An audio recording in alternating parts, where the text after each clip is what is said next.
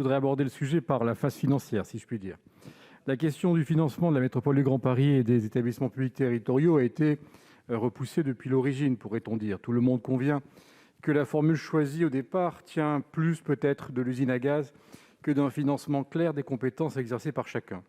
Cette formule provisoire devait muter dans un second temps, mais le nouveau pacte financier a été différé.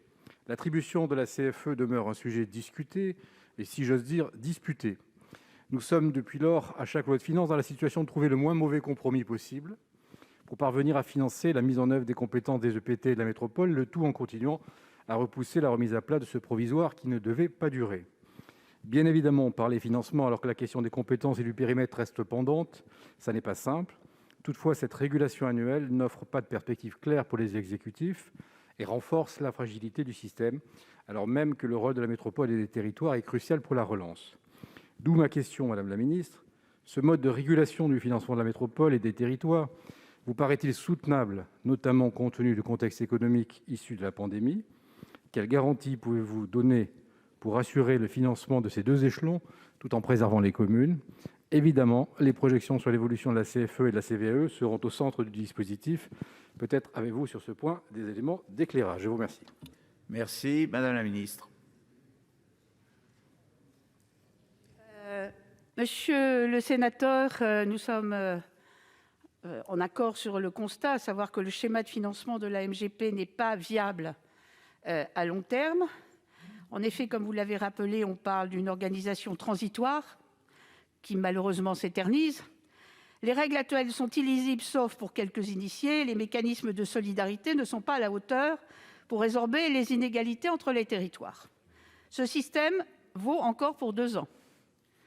À court terme, il continue de fonctionner même s'il n'est pas performant. Le mécanisme adopté dans la loi de finances de 2021, et vous le savez, maintient les équilibres antérieurs et assure à la MGP qu'elle ne porte pas seule la charge de la crise en lui affectant 2/3 de la CFE en 2021.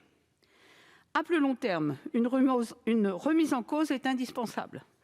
Celui-ci passe par 2 étapes. D'abord, une analyse correcte des difficultés existantes. Si la MGP ne produit pas suffisamment de services, c'est aussi parce qu'il a été décidé de ne pas lui transférer autant de compétences qu'une autre métropole. Par ailleurs, les moyens financiers de la MGP sont très inférieurs à ceux d'une intercommunalité classique. Pour l'avenir, il faut donc prendre le débat par le bon bout, en partant des objectifs avant de concevoir les bons tuyaux. L'objectif est, à mon sens, de construire un espace de solidarité, donc de partage des ressources financières entre territoires, c'est-à-dire entre collectivités, Paris et sa banlieue, et l'Est et l'Ouest. On ne répondra pas aux enjeux de la région capitale en laissant chaque territoire replié dans son coin. À défaut d'internaliser la solidarité au sein d'une structure large, il faudra des transferts financiers plus directifs pour financer les grandes compétences structurantes. Merci, Monsieur le questeur.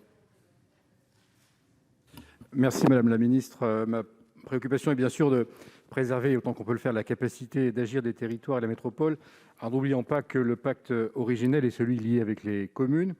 Le territoire métropolitain rencontre de nombreux défis et ses habitants ressentent le besoin de moyens publics plus importants pour y faire face.